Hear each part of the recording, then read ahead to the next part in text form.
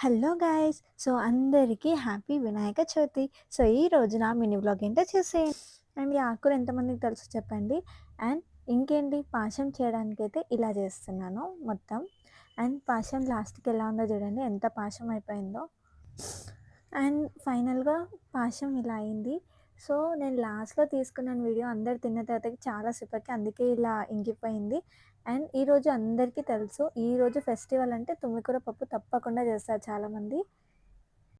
So, మీరు దీన్ని ఏమంటారో చెప్పండి. ఇది ఉండ్రాలనమాట. నాకైతే టేస్ట్ చాలా నచ్చింది.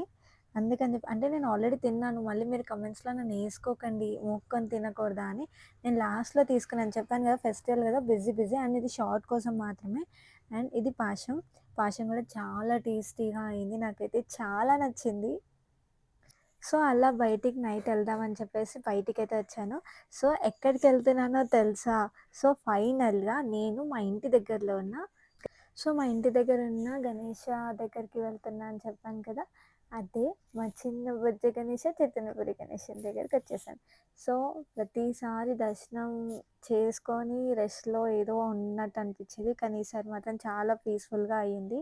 రెయిన్ ఒస్తుంది. అయినా గూడా చాలా జరిగింది సో, మీలో ఎంతమంది చైతన్యపురి గణేష్‌ని ఫస్ట్ డే విజిట్ చేశారో చెప్పండి కింద కమెంట్‌లో.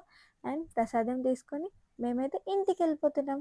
సో, మీరు గనక నా ఛానల్‌ని ఫస్ట్ టైమ్ చూస్తే ప్లీజ్ సబ్స్క్రైబ్ చేయండి. ఈరోజు మినీ వ్లాగ్ ఇంతే. Bye bye.